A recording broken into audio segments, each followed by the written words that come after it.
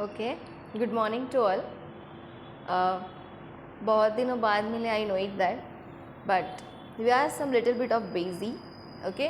And मैंने उसके अंदर obviously previously I put on my number. For that is one key you have just asked for that related to your query as well as you are joining to with us, okay? Clear? आज से जो हमारा session रहेगा I am श्योरिंग for that कि हमारा continuously session होगा. ये जो आपका सेशन है जैसे आप देख पा रहे हो that is one is the power 14 MCQs. हम डेली के 14 MCQs सॉल्व करेंगे, ठीक है. अभी ये जो MCQs है ये क्या हम 14 क्वेश्चंस तक that is one is finished, बस इतना ही पढ़ेंगे 14 क्वेश्चन? नो, ठीक है.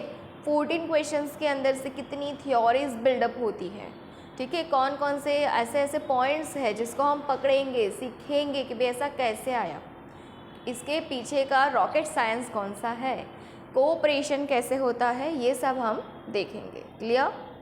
दूसरी बात जो है कि स्पेशली ये जो भी क्लासेस है that we are focusing on to the next upcoming जो हमारी एग्जामिनेशन है नोसेट 9 की, उसके लिए आपकी जो PSC की स्टाफ नर्स की एग्ज़ामिनेशन आ रही है उसके लिए भी ये इम्पोर्टेंट है. RRB की एग्ज़ाम जो है उसके लिए भी इम्पोर्टेंट है, ठीक है. आपने देखा होगा NEI GH RMS शिलोंग की जो वैकेंसी है उसके लिए भी इम्पोर्टेंट है. मीन्स कि ऑल नर्सिंग एग्जामिनेशंस के लिए ऑब्वियसली ये हमारा वीडियो इम्पोर्टेंट है ही है, ओके. आप पढ़ोगे देखोगे तो यू हैव गोटिंग द आइडिया कि किस तरीके से पढ़ाया जा रहा है.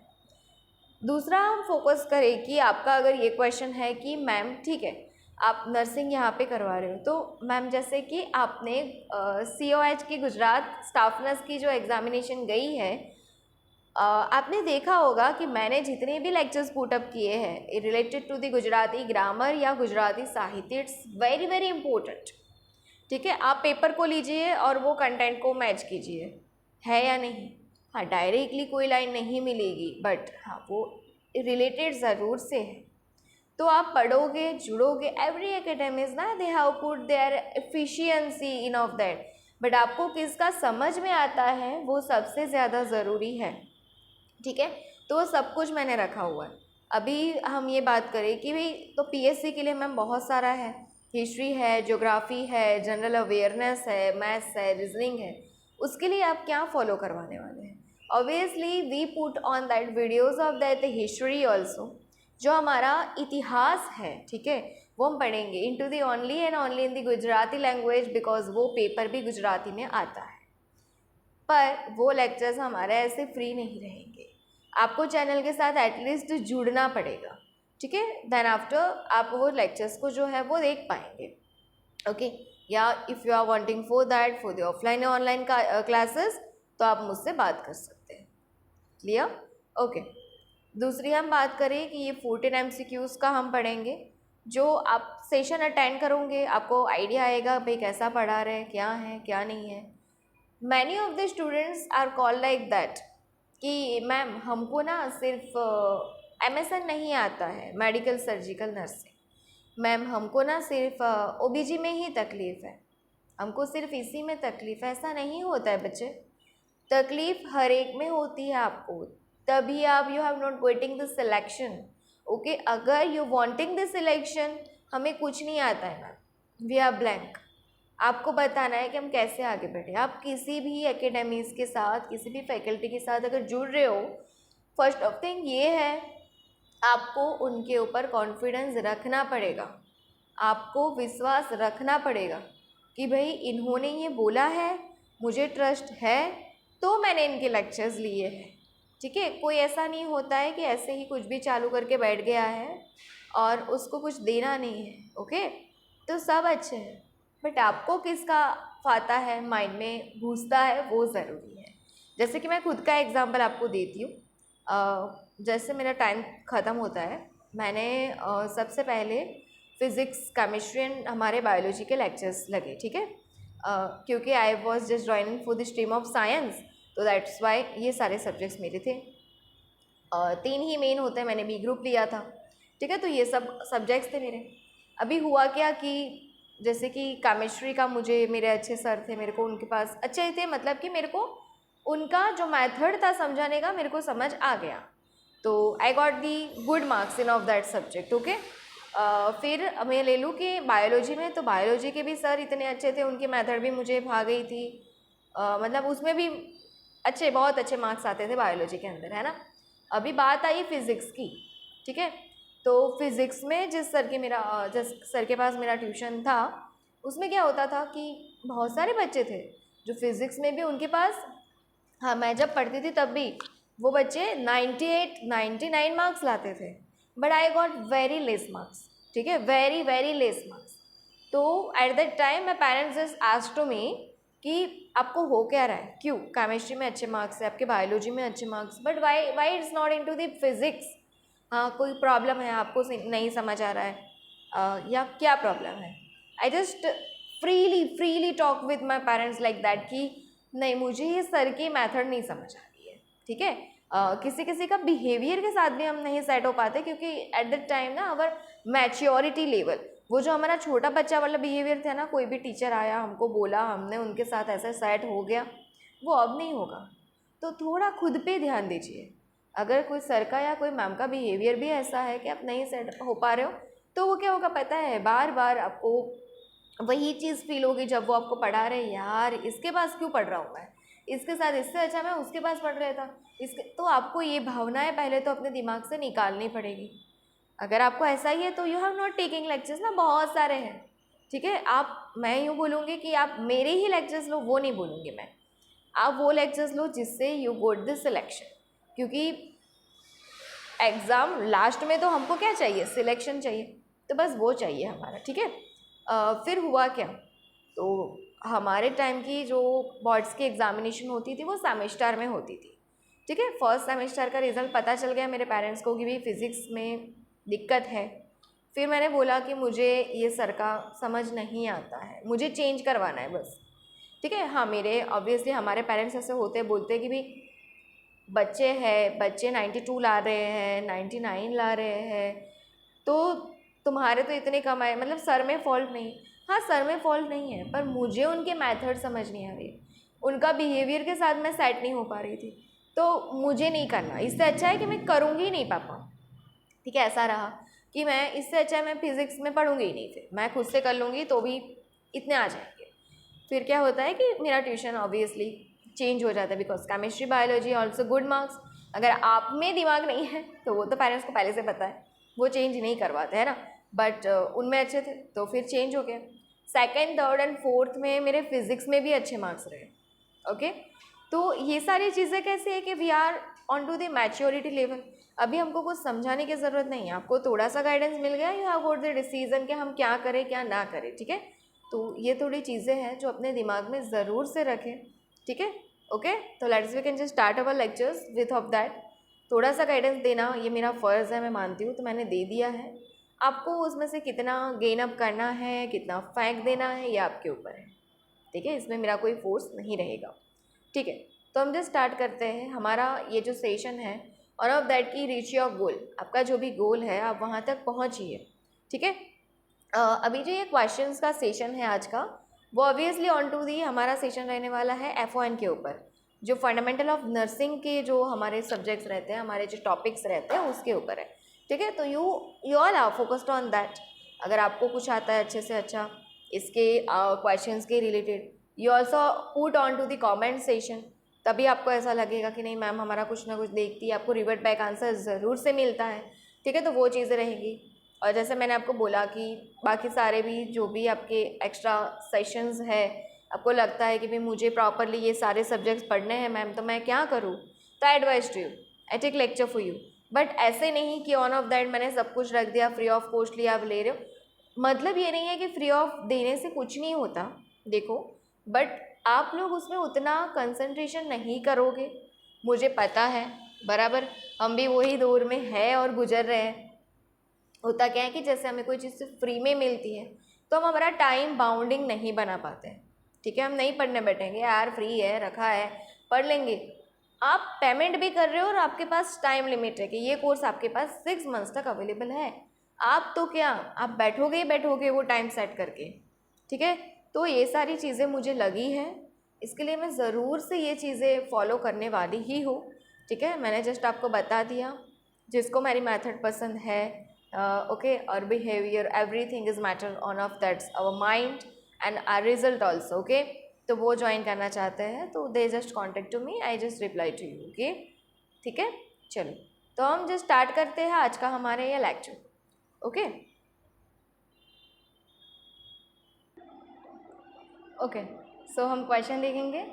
सी of that Florence Nightingale's book, ये जो आपको दिया हुआ है इसमें से फ्लोरेंस नाइटिंगेल की बुक कौन सी है वो आपको बताना है, ठीक है। नोट्स ऑन नर्सिंग है, option B the mirror and the light है, option C the children's Bible है, या ऑप्शन डी बर्निंग है, कौन सी है। And who is this person, the miss Florence Nightingale, ये कौन थे, ये कौन थे, ये हमारे कौन लगते थे भाई, फाउंडर ऑफ नर्सिंग,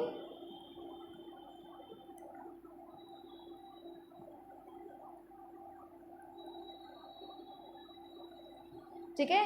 फिर हम इनको बोलते हैं she is the mother of nursing या father of nursing, she is the pioneer of nursing, ठीक है। और इन्हीं को हम जानते थे किससे, यस, लेडी विथ, ठीक है, लेडी विथ दी लैम्प से, किससे, लेडी विथ दी लैम्प से, ओके। ये ऑब्वियसली इनका योगदान स्टैटिस्टिक्स के अंदर भी है, ठीक है। क्या किया था उन्होंने, जब क्राइमन वॉर हुआ, ये जो थे वो लैंप ले लेके, ठीक है, तब कोई फैसिलिटीज़ नहीं थी, वो लैंप लेके गए सबके वहाँ सोल्जर्स जो हुए थे वुंडेड, और उनको उन्होंने जो है वो ट्रीटमेंट दिया, अच्छा किया उस टाइम पे ऐसे, तो उनका नाम हो गया है lady with the lamp, okay. 12 of May को जो है इनका क्या होता है भाई, क्या होता है 12 ऑफ मई को हमारा इंटरनेशनल डे जो है, नर्सिस का इंटरनेशनल डे, वो सेलिब्रेट होता है। और जब ये जो 12 ऑफ मई है इनका बॉर्न भी है, ठीक है। 13 ऑफ द अगस्त जो है 1910 इनका डेथ हुआ था, 12 मई 1820 में इनका जो है बर्थ हुआ था। ये सारी चीज़ें आपको याद रखनी ही रखनी है, ठीक है। फिर हुआ क्या कि भाई ये जो थी इन्होंने थ्योरी दी है, इन्होंने थ्योरी भी दी है, ऐसा नहीं कि इन्होंने सिर्फ बुक दिया, इन्होंने थ्योरी भी दिया है। वो थ्योरी जो है वो एनवायरनमेंटल है, कौन सी थ्योरी है वो, एनवायरनमेंट के ऊपर, कि भाई आपका एनवायरनमेंट सही होगा तो आप सही रहोगे, ठीक है। आपको डेट याद रह गई कि इनका जो बॉर्न हुआ था वो कब हुआ, तो 12 ऑफ मई को हुआ, 1820 में हुआ, वेरी गुड। इसी दिन पे हम इंटरनेशनल नर्सिस डे सेलिब्रेट करते हैं। ये सारे ऐसे क्वेश्चन हैं कि जो एग्ज़ाम में आ सकते हैं, वेरी नाइस। चलो ये सब हमारे हो गए। हम बताएं कि इनका डेथ एनिवर्सरी कब है, भाई इनकी डेथ कब हुई थी, तो इनकी जो डेथ थी वो हुई थी 13 अगस्त 1910, ठीक है। ये जो थी उनकी डेथ हुई थी, ओके। उन्होंने एनवायरनमेंटल थ्योरी भी दी हुई है, ठीक है। बुक उन्होंने कौन सी दी है वो हम बात करें, कौन सी बुक दी आपको पता है, अगर पता है तो कमेंट सेक्शन में ज़रूर से डालना है। तो हम बात करें, चलो ये सब मिटा देती हूँ मैं, ठीक है। आपको पता चल गया है कि भाई क्या क्या था, ये डेट आपको याद रखनी है, इम्पोर्टेंट है, यस। दूसरा हम थोड़ा कि हमारा नर्सिस का लोगो है भाई कौन सा है, ये वाला वाइट हार्ट, कैसा हार्ट, वाइट हार्ट। तो हम ना वो डॉक्टर वाला लगा के घूमते, कोई बात नहीं, दिक्कत नहीं है, पर ये हमारा असली लोगो है जो बताता है वाइट हार्ट, मतलब आप में कितनी पीसनेस है, कितना क्लैरिटी है, वो सब, ठीक है, वो दिखाता है। ये वाइट हार्ट हमारा लोगो है, याद रखना। तो अभी दूसरा चीज़ हम पढ़े तो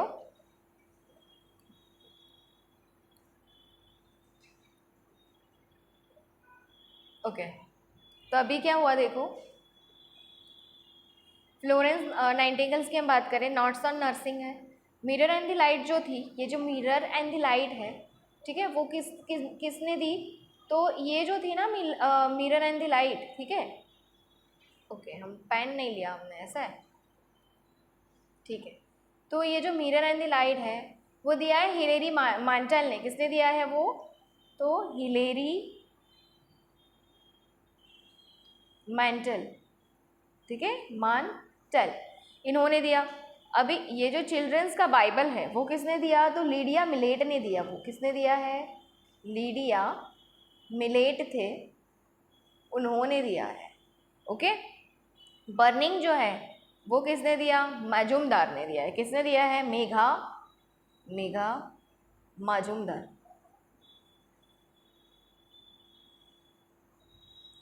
आप जानते हैं इनके बारे में? आप सिर्फ यूट्यूब पे एक बार सर्च कर दोगे ना मेघा मजूमदार, बहुत सारी स्टोरीज हैं उनके बारे में। क्या थी ये? तो ये पहले तो कुछ नहीं थे बराबर, फिर हुआ क्या पता है? मेघा मजूमदार जो थी वो लाइक हिली एरियाज और वहाँ जगह जो है वो, और उनके हस्बैंड, ठीक है, निकलते हैं।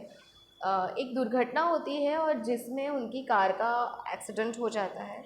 उनके हस्बैंड जो थे वो बहुत ही गंदे तरीके से वुंडेड हो गई थी मेघा, ठीक है। तो उनको जो है छोड़ के वो निकल जाता है ना। फिर भी मेघा जो है उनके बॉडीज़ में काफ़ी सारे फ्रैक्चर्स और सब थे। काफ़ी दिनों तक वो वैसे ही पड़ी रहती है, पर भगवान जिसके है उसका कोई कुछ नहीं बिगाड़ सकता, जैसे हमको पता है। तो बहुत दिनों बाद जो है उनको वहाँ के जो रहवासी होते हैं वो मिलते हैं और देखते हैं। उनको हॉस्पिटलाइज्ड किया जाता है। उनके पाँव नहीं रहे हैं बट वो है ज़रूर, ठीक है, और वो ज़िंदा है। मतलब विल पावर स्ट्रांग था तो वो ज़िंदा है।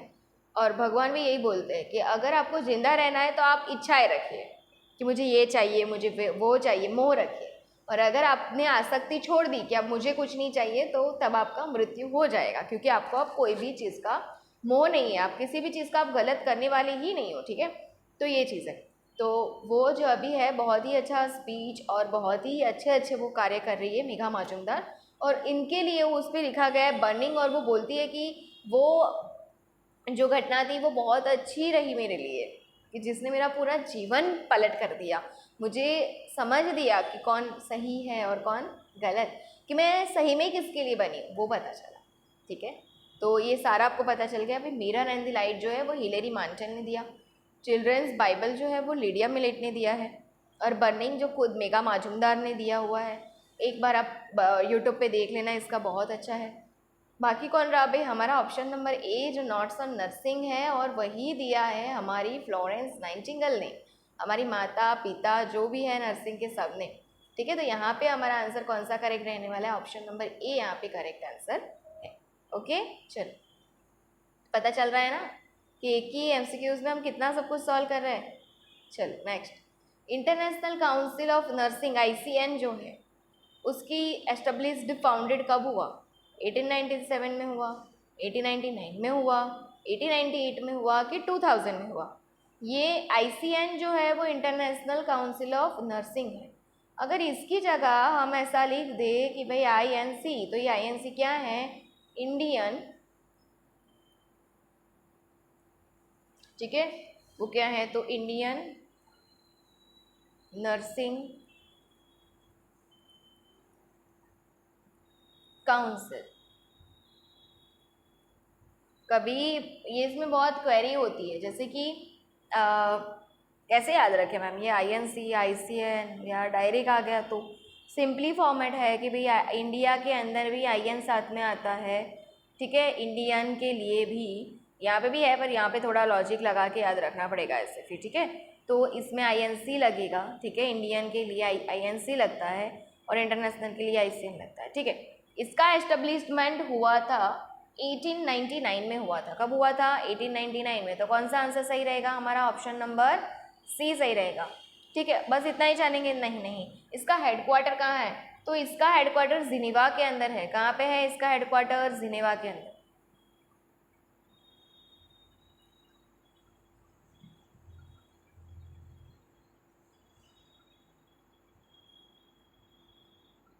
जिनेवा कहाँ पे? स्विट्जरलैंड के अंदर है, उसके वहाँ पे है। WHO का भी यही है ना, बस वैसे इसका भी जो है ICN का भी वही है। और इसके जो ICN के प्रेसिडेंट है वो कौन है? तो डॉक्टर पामेला सिप्रियानो है, ठीक है। इसके जो प्रेसिडेंट बोले तो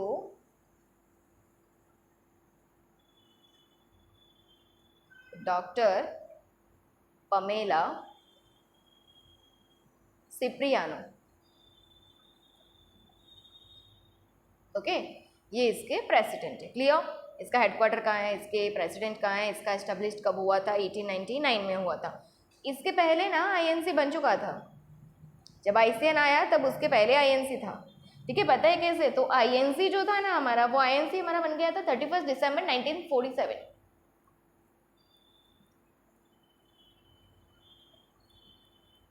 ये तो तभी बन गया था, सोचो।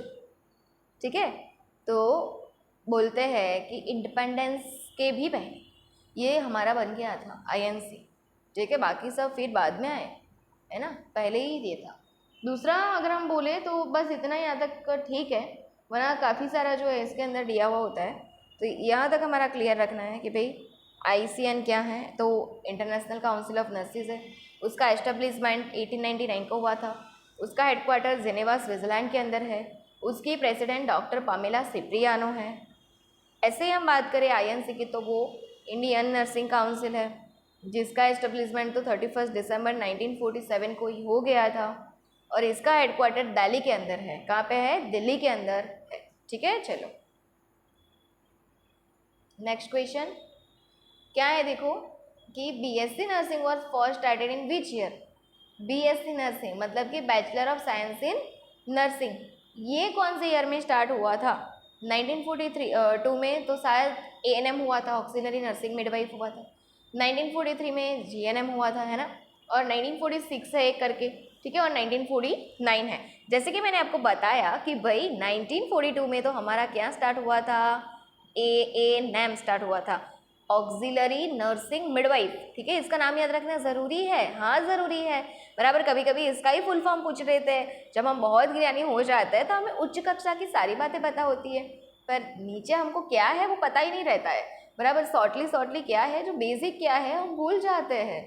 तो बेसिक ज़रूरी है, पहले आपको छोटा ही सीखना है सब कुछ, फिर आगे बढ़ना है। ठीक है, तो एएनएम हुआ, ऑक्सिलरी नर्सिंग मिडवाइफ। फिर जो है 1943 के अंदर हमारा जीएनएम हुआ था, जिसको हम बोलते हैं जनरल नर्सिंग मिडवाइफ। ठीक है, रैक दिल्ली के अंदर जो है इसकी हमारी कॉलेज पहली स्टार्ट हुई थी। 1946 में जो है हमारा बीएससी नर्सिंग रहा है। ठीक है, तो यहाँ पे भी ऑप्शन नंबर सी ही राइट रहने वाला है। और जो 1959, ठीक है, कौन से में? 1959 के अंदर जो है वो क्या हुआ था? MSc nursing. कौन सा nursing? MSc nursing, master in nursing हुआ। ठीक है, और ये वाला पोस्ट बेसिक रह गया है, तो पोस्ट बेसिक जो था हमारा 1963 के अंदर पोस्ट बेसिक। ठीक है, हम बोलते हैं ना पोस्ट बेसिक बीएससी नर्सिंग हमने किया, तो ये वो है। ठीक है, आप ये सबका तो याद रहे ना रहे, 1942, 1943, 1946 तो याद रहना ही चाहिए। 1942 में एएनएम हुआ है, 1943 में आपका जीएनएम हुआ, 1946 में आपका बीएससी नर्सिंग हुआ, बराबर याद रखना ये। ओके, चलो अभी आगे थोड़ा इंटेलेक्चुअलाइजेशन वाला क्वेश्चन है ये, सोच समझ के आंसर देना। देखो क्या है कि if the client is female, अगर हमारी क्लाइंट, हमारा पेशेंट फीमेल है, and the doctor is male, और डॉक्टर जो है वो मेल है, and the patient is alone, और हमारी जो फीमेल पेशेंट है वो अकेली है, टू अंडरगो, और वो जा रही है, क्या करवाने जा रही है? वजाइनल एंड सर्वाइकल एग्जामिनेशंस करवाने के लिए। ठीक है, सर्वाइकल से ज़्यादा मुझे ऐसा बेटर लगता है यहाँ पे कि सर्विक्स होना चाहिए था, पर हाँ वजाइनल के साथ है तो मैटर नहीं करता है। तो वजाइनल एग्जामिनेशन और सर्वाइकल मतलब लाइक गायनेकोलॉजिकल एग्जामिनेशन के लिए वो जा रही है। Why is it necessary to have a female nurse in attendance? तो यहाँ पे क्यों ज़रूरी है कि भाई यहाँ पे ना फीमेल नर्स या कोई अटेंडेंस तो होना ही चाहिए फीमेल इसके साथ? वाई क्यों? क्या ऐसा है कि भाई मेल डॉक्टर होते हैं गायनेक के बड़े बड़े, वो डिलीवरी नहीं करवाते हैं? करवाते हैं, सिजेरियन करवाते हैं। करवाना दिक्कत नहीं है, देखो करवाना दिक्कत नहीं है, बराबर। मेल डॉक्टर करवा सकता है, कोई प्रॉब्लम नहीं है। इवन मैं बोलती हूँ कि मेल ब्रदर हमारे नर्सिंग के जो है वो मेल ब्रदर पर वजाइनल एग्जामिनेशन करते हैं, कोई दिक्कत नहीं है। आप पेस्मियर लेते हो सर्वाइकल कैंसर के लिए, कोई दिक्कत नहीं है, लो। बट जो एक केस हमको पता है, बराबर, हम जितना अच्छा करते हैं ना उतने ही हमारे पीछे बहुत सारे लोग लगे होते हैं भाई। ठीक है, तो क्या हो जाता है कि शायद एम्स की बात है ये, कोई एएनएस करके थी, ठीक है, और उसको एक नर्सिंग ब्रदर को फंसाना था, तो उसने वहाँ के कोई उसकी पहचान वाली को एडमिट करवा दिया, और वो बेचारा जो था उसने बोला कि मुझे यहाँ पे पेल्विक साइड पे पेन हो रहा है। अब उसकी ड्यूटी थी, तो वो तो क्या करता, उसकी ड्यूटी है और भाई हमारी फ़र्ज़ है, हम ऐसा नहीं देखेंगे कि मैं मेल हूँ तो मैं फ़ीमेल को ना देखूँगी, मैं ऐसा नहीं बोलूँगी मैं फ़ीमेल हूँ मैं मेल को नहीं देखूँगी, सॉरी, ऐसा तो बोल नहीं सकती हूँ मैं। हमको तो सबको देखना है, हमको नहीं देखना है कि वो जेंडर, क्रीड, कास्ट, वो तो हमको फॉलो करना ही नहीं है, ये तो हमको ओथ दिलाई जाती है, ठीक है। तो अभी होता क्या है कि वो जैसे ही वो लड़ी के पास जाता है कि बहन आपको क्या हो रहा है, और वो बोलता है कि ठीक है तो मैं एग्जामिनेशन करके पाल्पेशन और वो सब करके देख लेता हूँ। वो लड़ी इस पे आरोप लगा देती है, उसने बेचारे ने कुछ नहीं किया, वो लड़ी इस पे आरोप लगा देती है बराबर कि इसने मेरे साथ कुछ गलत किया, मुझे कुछ गलत तरीके से टच किया। अभी आपको पता ही है कि गर्ल्स की वॉइस को कितना मान दिया जाता है, बराबर, बात ख़त्म, इसको वहाँ से डिटेन कर दिया गया, अभी इसके ऊपर केस चल रहा है, बात मतलब इसके लिए ये क्वेश्चन फिर आने लगा। और इसी के लिए मैं बोलती हूँ कि भाई ज़रूरी है, आप करो, ना नहीं है, करने में ना नहीं है, आप एग्जामिनेशन करो, आप पेप्समियर लो, आप डिलीवरी करवाओ, उसमें ना नहीं है। फिर वो डॉक्टर साहब ही हो या फिर ब्रदर हो, केस तो सब पे होगा, ठीक है। मेल है तो आप फंसोगे, ऐसा है।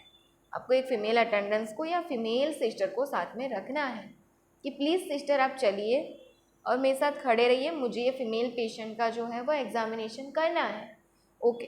तो अभी ये जो हमारा क्वेश्चन है वो कहना क्या चाहता है भाई, देखो कि क्यों लेके जा रहे हो आप भाई। मैं बोलूँगी कि दूसरे काम नहीं क्या डॉक्टर साहब, आप अकेले जाइए और करिए, आपको जो करना है चाहिए, नो नो, देखो क्यों, to ensure that doctor perform the procedure safely. वो ऐसा दिखाने जाती है कि भाई हाँ मैंने देखा, डॉक्टर ने तो एकदम अच्छे से काम किया है, ऐसा ऐसा सेफ्टी से काम किया, ऐसा दिखाने जा रहे हो आप क्या। तो assist to the doctor, doctor आपको इसके लिए लेके जा रहा है कि भाई चलो ना आप थोड़ा मेरे को असिस्ट कर देना वहाँ पे, no no. To assess the client response to examination, आप ये देखने चाहते हो कि जब वो doctor vaginal and cervical examination करता है तो वो जो क्लाइंट है वो कैसा रिस्पॉन्स उसका होता है एग्जामिनेशन के टाइम, वो। या to ensure that procedure done in ethical manner, डॉक्टर ने एकदम अच्छे मैनर से, बराबर जो उसका एथिकल मैनर आता है नर्सिंग ड्यूटीज़ के अंदर या उसकी डॉक्टर ड्यूटीज़ के अंदर, एज अ राइट्स ऑफ की पेशेंट एक ह्यूमन है, बराबर अच्छी तरीके से, और पेशेंट आपका पेशेंट ही है, not any personal contact with the patient, ये सब दायरे को देखते हुए जो है वो डॉक्टर ने चेकअप किया है अच्छे से, ये मैं विटनेस देती हूँ, बराबर। ये करने के लिए आप ले जा रहे हो, समझ गए, समझ गए। तो क्या करेक्ट रहेगा, ऑप्शन नंबर डी, कि भाई हाँ डॉक्टर साहब ने तो बिल्कुल अच्छे से किया, उन्होंने कुछ नहीं किया, ना कुछ बोले हैं ना कुछ भी गलत वलत, सब सही है, मैं साथ में थी, इसके लिए लेके जाते हैं, वरना आपकी कारकिर्दी, आपका डिग्री, आपका सब कुछ काम का नहीं रहेगा, है ना। तो to ensure that procedure done in ethical manner, उसके लिए जो है वो जब फीमेल पेशेंट होता है और उसका एग्जामिनेशन करने वाला अगर कोई मेल ब्रदर है या कोई मेल डॉक्टर है, तो वहाँ पे फीमेल अटेंडेंस का होना या फिर फीमेल नर्स का होना नेसेसरी है एंड है, सिर्फ इसके लिए कि to ensure that the procedure done in the ethical manner. जैसे कि हम एथिकल मैनर में क्या क्या देखते हैं, ऑटोनॉमी देखते हैं, नॉन मालेफिशियंस देखते हैं, बेनिफिशियंस देखते हैं, फिडेलिटी देखते हैं, वेरासिटी देखते हैं ना, इस सब के मीनिंग भी हम पढ़ेंगे और आपको आते भी होंगे मुझे पता है, फिडेलिटी प्रॉमिसेस देना, वेरासिटी सिर्फ ट्रूथ बोलना, ठीक है। तो ये सब कुछ ठीक है, समझ आ गया अच्छे से, गुड। चलो, इंडियन रेड क्रॉस सोसाइटी का एस्टेब्लिशमेंट कब हुआ। इंडियन रेड क्रॉस सोसाइटी जो रही है उसका मेनली फोकस कहाँ पे था, ठीक है। तो इंडियन रेड क्रॉस सोसाइटी जो थी उनका मेनली फोकस ये रहता था कि भाई हमने ऐसा देखा होगा कि मैनी ऑफ दी टाइम्स जो है वो क्राइसिस होते हैं, ठीक है, मैन मेड क्राइसिस रहते हैं, जैसे कि बॉम्ब एक्सप्लोजन कर लेना, है ना, फिर आग लगा देना, ठीक है, केमिकल एक्सप्लोजन हो जाना, ये सब। पर ऐसे ही नेचुरल क्राइसिस भी होते हैं, अर्थक्वेक आना, वॉल्केनो एरप्शंस है, फ्लड आ जाना, ड्रॉट, ये सब भी होता है। क्या होता था, बहुत सारे लोगों जो है उसमें अपने घर, अपनी प्रॉपर्टी, सब कुछ खो देते थे, पर जान तो है, जान बची लाखों पाए, बराबर। आपने वो सब रेडी किया था तो आप फिर से भी कर सकते हो। ओके, तो इंडियन रेड क्रॉस सोसाइटी वो सारी जो दुर्घटनाएं होती है डिज़ास्टर के अंदर, वो वहाँ पे जाके जो है ये सब की हेल्प करती है। लाइक उनको फूड प्रोवाइड करती है, लाइक उनको कोई रिक्वायरमेंट है, बेसिक रिक्वायरमेंट की अभी फिर से उनको घर रेडी करना है, उनमें वो मदद करती है। सिर्फ शेल्टरिंग में उनको सपोर्ट करती है, मेडिकली भी उनको हेल्प मिलती है इससे। तो ये जो है मेनली उसका फोकस ये है कि सहानुभूति और हेल्प कर, बराबर। इंडियन रेड क्रॉस सोसाइटी का मेन काम यही रहा। तो ये एस्टेब्लिश्ड हुआ कब? 1925 में हुआ, 1920 में हुआ ये, ठीक है, 1948 में हुआ या 1932 में हुआ। ये जो हमारी सोसाइटी रही है इंडियन रेड क्रॉस सोसाइटी, इनको बनाया था हेनरी डुनांट सन ने बनाया था। किसने बनाया था? हेनरी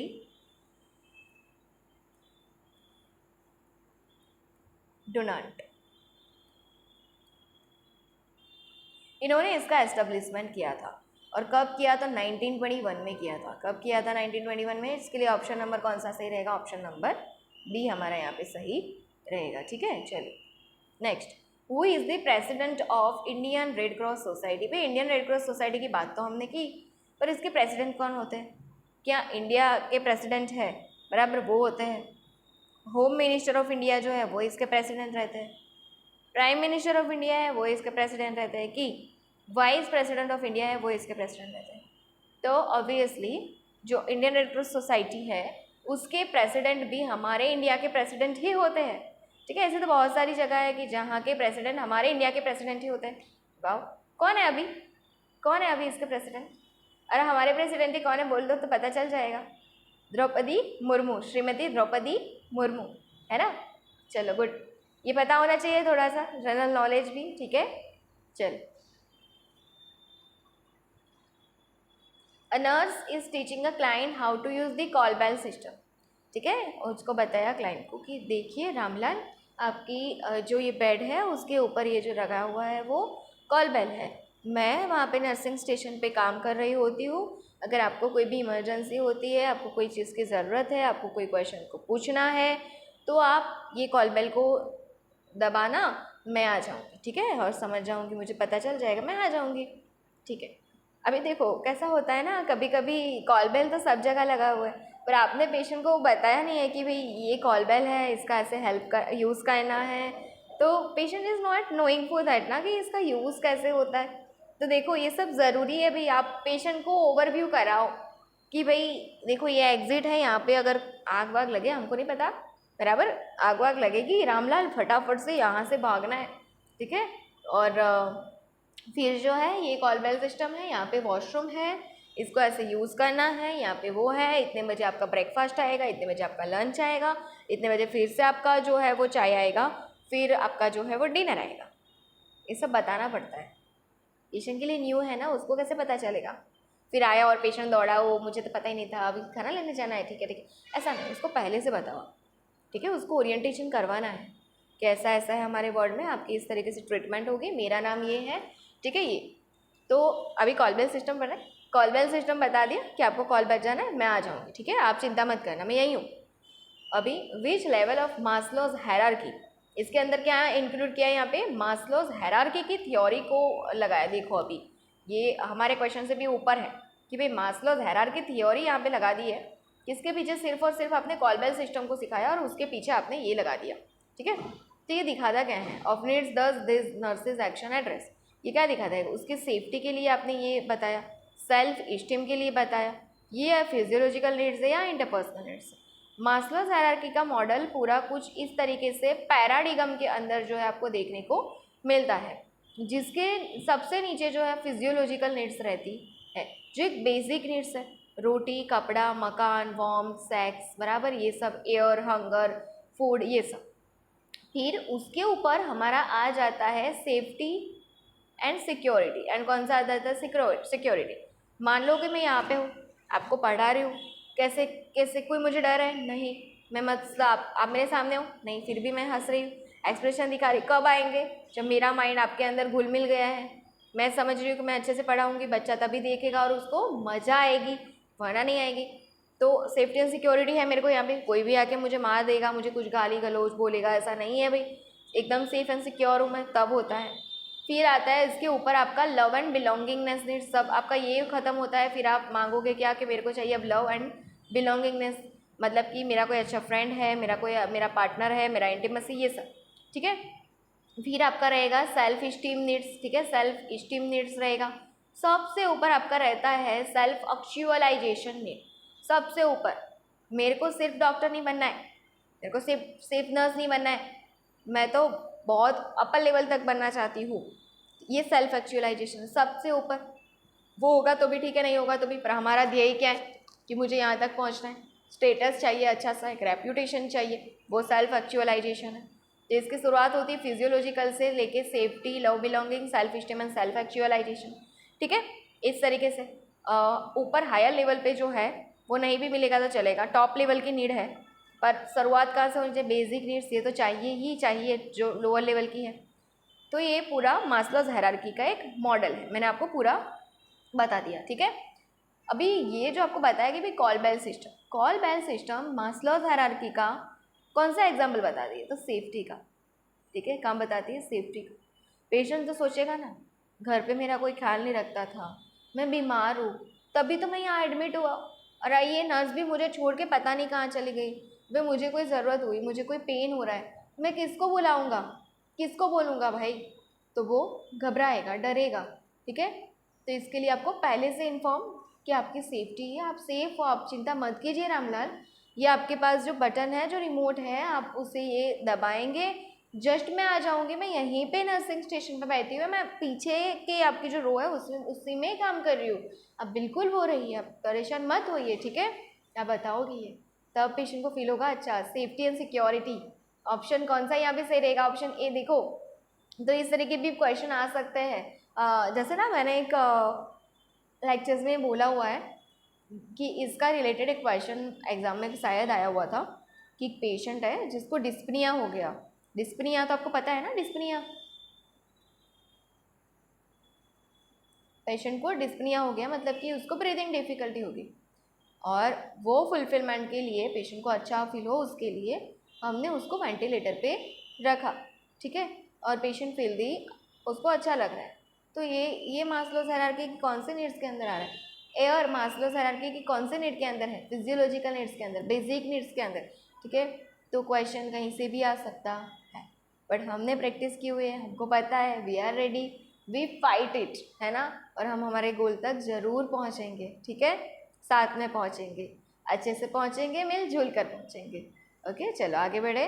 आई होप कि आपको मज़ा आ रहा होगा, आप कमेंट्स में ज़रूर लिखिएगा, आप सब्सक्राइब भी ज़रूर करवाएंगे और करेंगे भी, ठीक है। चैनल को आप शेयर भी कीजिए और वीडियो को लाइक करना तो बिल्कुल भी मत भूलना। ओके, चलिए, जैसे कि मैंने बोला था ना कि भाई सिलेक्शन चाहिए तो सिर्फ मेहनत और ये सब ज़रूरी नहीं है, कर्म एंड पुण्य ये भी बहुत फ़ायदा करता है। अगर आप वो नहीं करोगे तो आप मान लीजिए कि आप गवर्नमेंट के एक स्टेप पे तो पहुँचे हो, पर वो जो स्टेप है ना सिलेक्शन वाला, वहाँ नहीं जा पाओगे जब तक आप कर्म एंड पुण्य नहीं करोगे, जब तक आप सबके बारे में अच्छा नहीं सोचोगे, वो स्टेप आपको भगवान नहीं ही देगा, ठीक है। चलिए आगे बढ़े। आपको कोई हेल्प चाहिए, I am definitely ready to you. Okay, तो आपको भी तो इतना करना चाहिए, ये आपकी हम्बल रिस्पॉन्सिबिलिटी है, आपको भी पता चलता है कि ये कोई इजी चीज़ें है नहीं कि वो रखी जाए, या कोई मुझे प्रिपेयर करके दे रहा है कि मैम आप पढ़ा दीजिए, कुछ भी पढ़ा दीजिए, आप क्वेश्चन पढ़ लीजिए, आंसर मिल रहे हैं आपको, बोल दीजिए। नो, बहुत कुछ रेडी करना पड़ता है, इवन पीपीटी भी रेडी करनी पड़ती है, ठीक है। कोई है नहीं, मैं ऐसा किसी का भी सहारा लेती भी नहीं, मुझे I don't like that.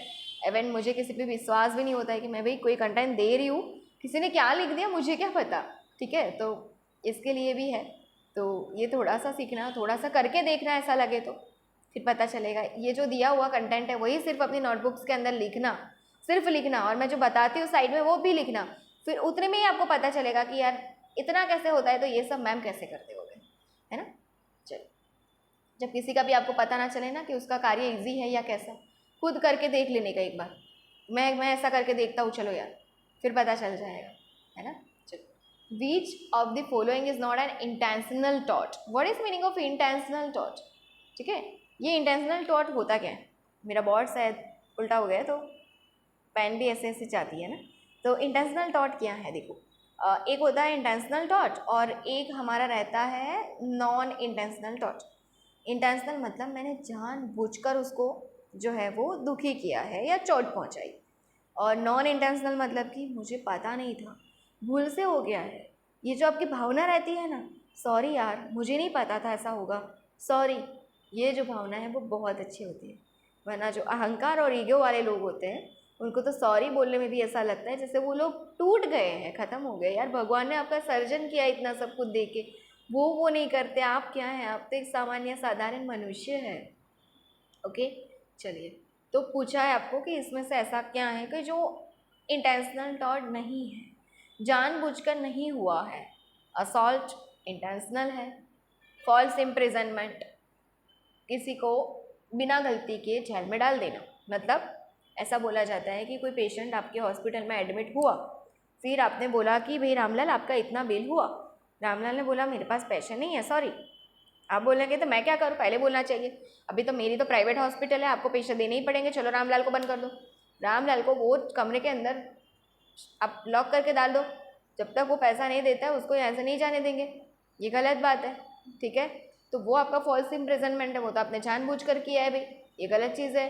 Defamation करना, ठीक है, ये भी जो है डिफामेशन मतलब क्या होगा आपका कि disclose communication damage someone's reputation, ठीक है।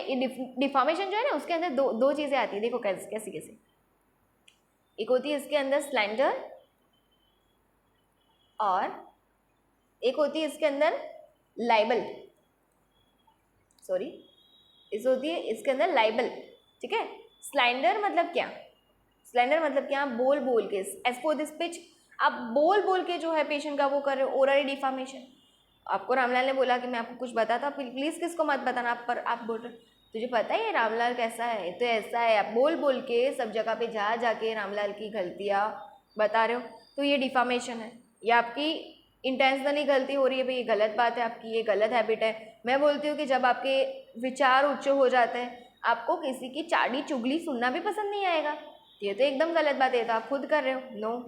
फिर liable, liable L for the लिख लिख के, अब लिख लिख के बता रहे हो, दीवालों पे लिख रहे हो रामलाल इज बैड, रामलाल ऐसा है, रामलाल वो है, रामलाल पागल है, तो ये भी आपकी गलती है, ठीक है। तो दोनों आपने जानबूझकर किया है, स्लैंडर भी और लाइबल भी, ये डिफामेशन के अंदर आएगा, ठीक है। आपको मैंने ये भी बता दिया, अभी फॉल्स इम्प्रिजनमेंट भी मैंने आपको बताया कि भाई वो क्या होता है, ठीक है। पहला है कि taking a patient medication, patient की मेडिकेशन ले लेना, ठीक है, वो क्या है। और फिर आपके पास है एक असॉल्ट, असॉल्ट का मतलब है कि नोइंग मेंटली, बराबर, आपको मेंटली पता है, फिजिकली पता है, अटेम्प्ट टू डू वायलेंस, अब फिजिकली या मेंटली पेशेंट को वायलेंस कर रहे हो, कुछ बोल के या मार के आप पेशेंट को वो कर रहे हो, तो वो असॉल्ट है। ये सब कुछ आप जानबूझकर कर रहे हो, पर आपने भूल से मैंने पेशेंट की पेन की मेडिकेशन ली थी, मुझे पता नहीं था सिस्टर, मुझे नहीं पता था, मैं नई नई हूँ ना, मुझे नहीं आइडिया था सिस्टर, सॉरी सिस्टर, मैं अभी लाके दे देती हूँ आपको रामलाल, मुझे नहीं आइडिया था। तो वो नॉन इंटेंशनल है, वो आपने जानबूझकर नहीं किया है। बाकी असॉल्ट, उसको फिजिकल एंड मेंटली तकलीफ देना, वो भी आपने जानबूझकर किया। फॉल्स इम्प्रिजनमेंट तो आपने जानबूझकर ही किया है, और डिफामेशन, स्लैंडर एंड लाइबल भी आपने जानबूझकर किया है। तो इसके लिए आपका सही आंसर यहाँ पे कौन सा रहेगा, कौन सा सही आंसर है कि भाई नॉन इंटेंशनल है, option A, taking a patient's pain medication.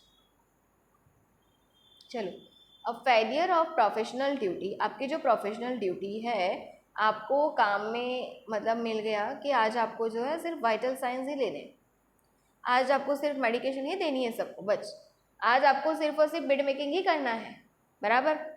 तो आज आपको प्रोफेशनल ड्यूटी के अंदर वाइटल साइंस का दिया गया है कि आज आपको सबका वाइटल साइंस लेना है। प्रैक्टिस और skill that leads to injury और harm to the patient, but क्योंकि आपकी प्रैक्टिस और स्किल अच्छी नहीं है, आपने प्रैक्टिस की नहीं कभी, ठीक है, तो ये क्या है, उसको क्या बोले, और उसकी वजह से पेशेंट को हार्म हो गया है, तो ये क्या है भैया, आपकी प्रैक्टिस अच्छी नहीं है, उसकी वजह से जो है वो पेशेंट को परेशानी हुई है, ठीक है। मतलब लाइक ऑफ दैट ना, कि बहुत सारे स्टाफ होते हैं वार्ड के अंदर, और फिर होता क्या पता है, होता क्या कि पेशेंट ये बोलता है रामलाल कि सिस्टर रुकिए ना, आप मुझे इंजेक्शन मत दीजिए, IM, वो आएंगे ना, वो दूसरे नर्स, वो मुझे अच्छे से देते हो, मुझे दर्द भी नहीं होता है, तो मत दीजिए ना प्लीज़।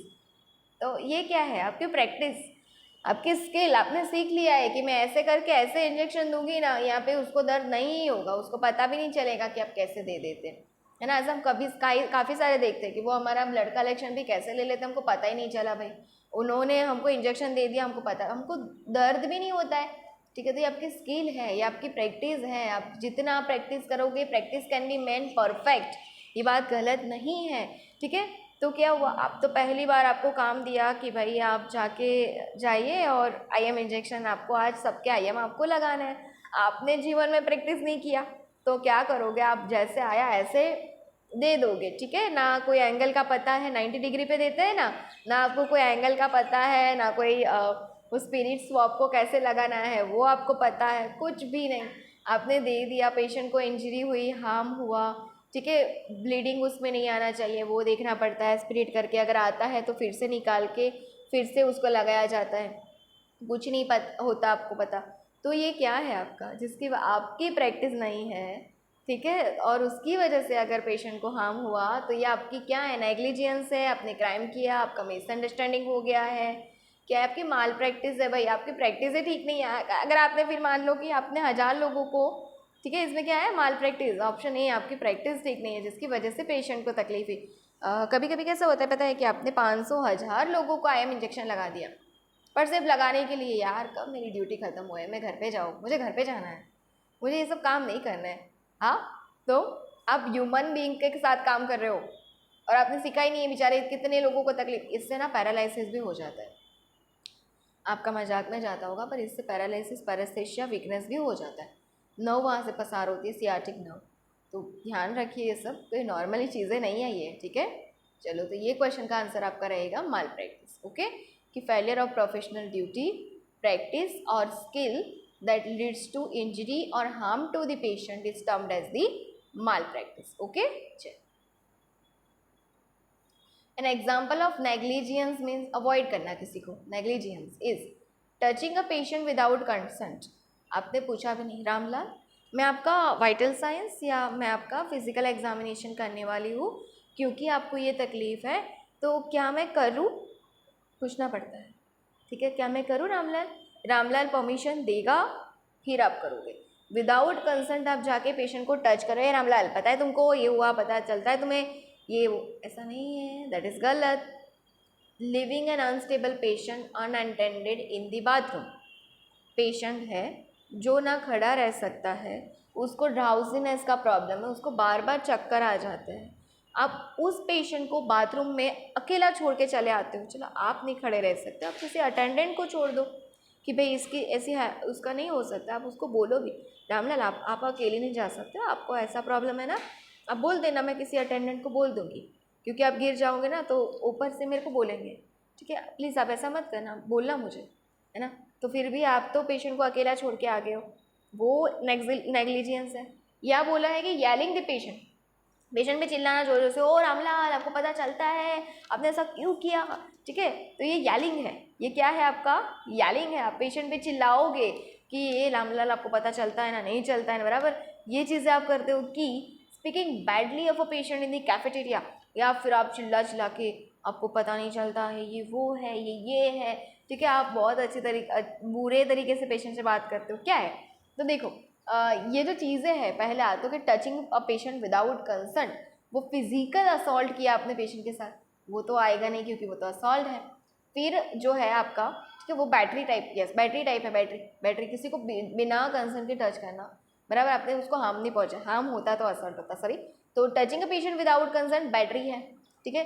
फिर आपका जो ये है कि भाई speaking badly in patient, mentally आप उसको टॉर्चरिंग कर रहे हो, तो वो क्या हो रहा है, वो एक आपका असॉल्ट भी बोल सकते हो, और आप speaking badly of a patient in the cafeteria बोल रहे हो, आप पेशेंट को ही बोल रहे हो, किसी जाके किसी को बोलते तो स्लैंडर होता, थोड़ा ध्यान रखना। और ऑप्शन में अगर आपको असर नहीं दिया होता तो आप स्लैंडर या डिफामेशन करते, ये सब ध्यान में रखना प्लीज़, ठीक है। तो यहाँ पे क्या रहेगा भाई, नेग्लिजियंस कौन सा, मैं भूल गया था सिस्टर, वो कोई उसकी प्रैक्टिस नहीं है, तो फिर वो भूल गया, वो क्या बोलेगा, यार मैं भूल गया, मेरी गलती नहीं है सच में, पर मेरे को ध्यान ही नहीं रहा और मैं उसको यार छोड़ के आ गया बिना पेशेंट के, यार मैं क्या करूँ यार, नहीं पता था, ये नेग्लिजियंस, आपने जानबूझ के गलती नहीं की, आपसे हो गया है, बराबर। तो ये है living an unstable patient unattended with an bathroom, with the bathroom, तो ऑप्शन बी यहाँ पे करेक्ट रहेगा। ये आपका नेग्लिजेंस है, बराबर आपकी अनजाने से गलती हो गई है। चलो, what is the most common source of mall practice for nurses? Mostly mall practice कौन सी होती है? वो 1000 बार क्या पूरी ज़िंदगी काम करे फिर भी उससे माल प्रैक्टिस तो होगी ही होगी। कौन सी है? असॉल्ट करना पेशेंट को, नेग्लिजेंट डेलीगेशन, प्राइवेसी वायोलेशन करना, कैथेटर डाल रहे हो फीमेल पेशेंट का, कुछ कर्टन वर्टन कुछ नहीं, स्क्रीन ब्रेन बस खुला सब कुछ, नो एनी प्राइवेसी, और आप जो है वो कैथेटर लगा रहे हो पेशेंट को, ये ओके है? पेशेंट फीमेल हो या पेशेंट मेल हो या पेशेंट पीडियाट्रिक क्यों ना हो, प्राइवेसी इज दी प्राइवेसी, ठीक है? तो प्राइवेसी तो आपको देना पड़ेगा। आप ऐसे करोगे नहीं चलेगा, आपकी माल प्रैक्टिस इसके अंदर नहीं काउंट होगी। हाँ, बहुत गलत बात है ये सब। मेडिकेशन एरर, ये ऐसी बात है भाई। अब देखना, उम्र के साथ कोई ऐसा तो है नहीं कि नर्सेज की उम्र नहीं बढ़ती, बढ़ती है ना। हाँ, तो मेडिकेशन एरर सबसे कॉमन होता है। यार इसको ये रामलाल की मेडिकेशन थी, मैंने इसको दे दी भूल से यार, या इतना ही डोज देना था मैंने इतना दे दिया। हाँ, ये नॉर्मली दवाइयाँ हो तब तक वो चलता है, पर जैसे हमको पता है कि ये पोटाशियम क्लोराइड, ये अगर आपने बॉलस दे दिया पेशेंट ऊपर, टेकीकार्डिया पाल्पिटेशन पेशेंट ऊपर, ठीक है, आपको ये ऑब्वियसली इन्फ्यूज़न में ही देना पड़ता है, बहुत ही धीरे धीरे, और डाइल्यूट के बिना दिया भी नहीं जाता। तो ये सारी चीज़ें तो आपको पता होनी चाहिए। तो मेडिकेशन एरर ऐसी है भाई, हो जाती है, हो जाती कभी भी।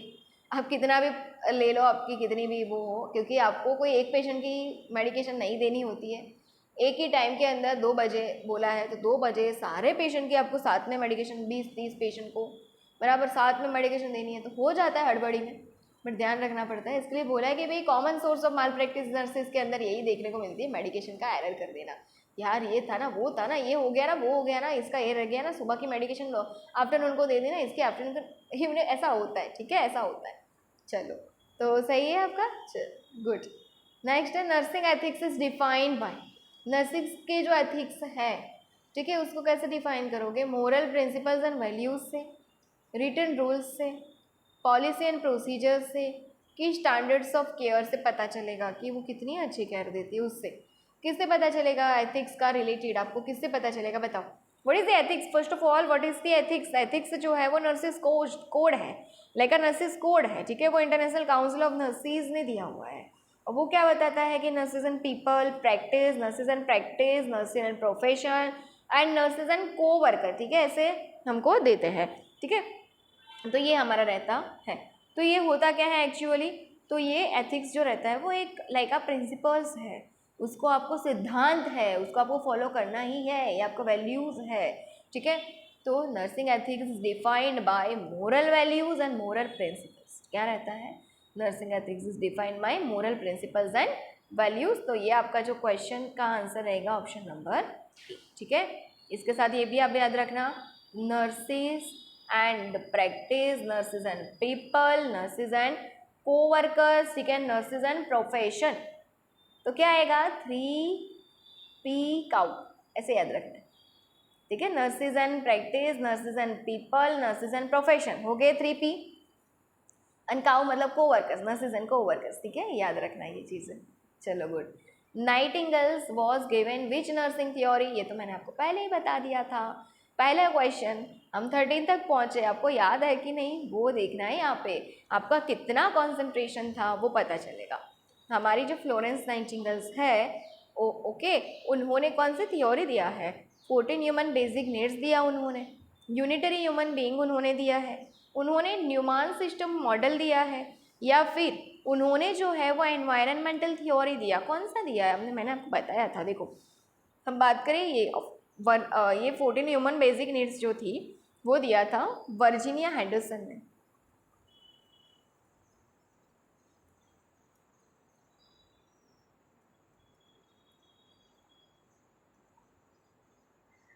ओके। फिर हमारी ये जो यूनिटरी ह्यूमन बीइंग का जो थियोरी है, ठीक है, वो हमने दिया है मार्था रोजर्स ने। किसने दिया है? मार्था रोजर्स ने। फिर न्यूमान सिस्टम मॉडल था जो बेट्टी न्यूमान ने दिया। किसने दिया है? बेट्टी न्यूमान ने। ठीक है।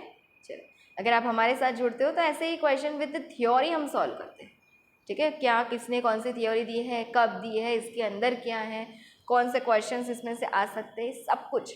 ओके, तो ये इतना क्लियर है कि भी 14 ह्यूमन बींग्स का जो है वो किसने दिया है, बैटी न्यूमान ने मॉडल एक दिया है, Newman system model. 14 human basic needs Virginia Henderson ने दिया है। यूनिटरी ह्यूमन बींग्स जो है मार्था रोजर्स ने दिया है। न्यूमान सिस्टम का मॉडल बैटी न्यूमान ने दिया है। बाकी क्या रहा, एनवायरनमेंटल थियरी किसने दिया, फ्लोरेंस नाइटिंगेल ने। और उसके साथ साथ उन्होंने कौन सी बुक लिखी थी, फर्स्ट क्वेश्चन था, first question option number D यहाँ पे करेक्ट है, notes on nursing. Very good, यहाँ तक पता होना चाहिए, ठीक है। तो ये उन्होंने बोला था कि भाई एनवायरनमेंट सही होगा, क्लियर होगा सब कुछ, तो आप सेफ रहोगे, आप हेल्दी रहोगे। तो ये आपकी एनवायरनमेंटल थ्योरी जो नर्सेज ने, नाइटिंगेल ने, फ्लोरेंस नाइटिंगेल ने दी हुई। ओके, अभी हमारे सेशन का लास्ट क्वेश्चन। मज़ा आया ना आपको, ठीक है। मज़ा यूँ लाना है कि ये कोई खेलने की चीज़ नहीं है कि मज़ा आए। कभी कई सारे लोग होते हैं जिनको खेलना भी पसंद नहीं होता है, ठीक है, उनको पढ़ना ही पसंद होता है। पर ये ऐसी चीज़ है कि भाई आपको पता चला, आपको याद रहा, आपको कॉन्सेप्ट पता चला, कोऑर्डिनेशन कैसे होता है वो पता चला, तब मज़ा आता है पढ़ने का। पता चल रहा है आपको, मज़ा आना मतलब यूँ नहीं कि ये कोई चीज़ें नहीं खेलने की कूदने की। यहाँ पर जिसको पढ़ने में मज़ा आता है इसको यहाँ पे भी मज़ा आएगा, जिसको पता है कि इसमें क्या है वो उसको तो यहाँ पे भी वो एंजॉय ही करेगा, बराबर। चलो, when being interviewed for a position as a registered professional nurse, आप एक इंटरव्यू ले रहे हो रजिस्टर्ड प्रोफेशनल नर्स का। The applicant is asked to identify an example of an intentional टॉट। वो आपको ऐसा बोलता है कि भाई इंटेंशनल टॉट क्या है, आपने जानबूझकर कुछ किया, उसमें उसका कौन सा एग्जाम्पल है वो आपको बताना है। What is the appropriate response, बताओ। चलो, आपको पूछा है, नॉर्मली आपको ये पूछा है कि इंटेंशनल टॉट क्या होता है वो बताओ, बस। पर आप ये क्वेश्चन आपको थोड़ा उल्टा पुल्टा कर दिया। देखो, when being interviewed for a position as a registered professional nurse, the applicant is asked to identify an example of an intentional टॉट। बराबर, एप्लीकेंट को पूछ रहे हैं कि चलो आप बताओ इसमें से इंटेंशनल टॉट का कौन सा एग्जाम्पल है। What is the appropriate response, negligence, पता नहीं, इंटेंशनली हमने नहीं किया भाई, मुझे तो नॉन इंटेंशनल हो गया, बराबर, कि मैंने इंटेंशनली नहीं किया है, सॉरी मैंने जानबूझकर नहीं किया है, बराबर, मुझसे हो गया। माल प्रैक्टिस होना, वो भी इंटेंशनल नहीं है, प्रैक्टिस नहीं है, उसकी स्किल नहीं है तो हुआ है, ठीक है। ब्रीच ऑफ ड्यूटी या फिर फॉल्स इम्प्रिजनमेंट, ये तो जानबूझकर हुआ है। रामलाल ने पैसे नहीं भरे, डाल दो अंदर कर दो, बाहर मत निकालना, ये चीज़ें हैं फॉल्स इम्प्रिजनमेंट की, ठीक है। और ये ही हमारा कौन सा है भाई, इंटेंशनल टॉट है, जानबूझकर आपने रामलाल को बंद किया है, बराबर। तो ऑप्शन नंबर डी हमारा यहाँ पे सही है, इंटेंशनल। बाकी ये सब कोई नॉन इंटेंशनल है। और नर्सेज में सबसे ज़्यादा होने वाला है माल प्रैक्टिस, ठीक है, क्लियर है। और कौन सी माल प्रैक्टिस, मेडिकेशन एरर की माल प्रैक्टिस, वेरी गुड। चलो, तो हमने काफ़ी कुछ सीखा आज के सेशन में। मुझे अच्छा लगा पढ़ाना, मुझे वैसे भी बहुत पसंद है, पर अच्छे से पढ़ाना, ठीक है। ऐसे ही कुछ भी नहीं कि मेरा भी मूड ना हो, मैं भी ऐसे बैठी हुए मरे हुए चूहे की तरह, ठीक है, कि और कुछ भी आपके सामने लेके आ जाऊँ। ये सारे क्वेश्चंस लाइक ऐसे हैं कि जो कहीं ना कहीं एग्ज़ाम में आपको देखने को मिलेंगे, ऐसा नहीं कि आगे के एग्ज़ाम में देखने को मिल गए अभी नहीं मिलेंगे, नो, ठीक है। इसका बेस कॉन्सेप्ट भी इतना ही इम्पोर्टेंट है कि आपको कहीं ना कहीं ये मिलेगा, और आपको मेरी बोली हुई चीज़ें यहाँ पे देखा हुआ ज़रूर याद आएगा कि नहीं यार मैम ने ये बोला था। थोड़ी देर रुको, थोड़ी देर, इंटेंशनल टॉट में मैम ने क्या बोला था, नेग्लिजेंस आएगा, नो, वो तो ऐसे ऐसे होता था, मैं भूल गई और पेशेंट को मैं भूल से बाथरूम में छोड़ाई और वो गिर गया, सॉरी सिस्टर यार मुझे नहीं पता था, प्लीज़ मान जाइए ना, मत बताना ना किसी को। ऐसा क्या करते हो, हम दोनों के बीच पता था ना, बराबर। फिर माल प्रैक्टिस, यार इतना आज तो लोड था ना, एक तो वो सिस्टर भी नहीं आई ना, वो सिस्टर भी नहीं आई ना, एक तो मुझे IM भी देना पड़ा, मुझे आता भी नहीं है, और भूल से मेरे को, बराबर, ये डिग्री से दे दिया, अब क्या करूँ, बराबर। फिर आपका रहता है ब्रीच ऑफ ड्यूटी का, और फिर ये जो है आपका कि भाई फॉल्स इम्प्रिजनमेंट जो किसके अंदर आ जाता है आपका पूरा, बराबर, आपको पता ही है कि वो किसके अंदर आपका रह जाता है ना। तो वो सारी चीज़ें आपको यह पता चली कि भी क्या रहती है, ठीक है। अभी ये जो ब्रीच ऑफ ड्यूटी की बात हो रही है, ठीक है, वो क्या होता है कि सीन इन बोथ, वो बोथ कंडीशन में देखने को मिलता है। जैसे कि वो ये जो कंडीशन हमारी रहती है ब्रीच ऑफ ड्यूटी की, उसमें हमको देखने को नेग्लिजेंस भी देखने को मिलता है, माल प्रैक्टिस भी देखने को मिलता है। क्या, नेग्लिजेंस भी देखने को मिलता है और माल प्रैक्टिस भी देखने को मिलती है, उसको हम बोलते हैं, ठीक है। तो ये तीनों के तीनों नॉन इंटेंशनल है, negligence, malpractice and breach of practice. But false imprisonment कैसा है? इंटेंशनल, ठीक है। असॉल्ट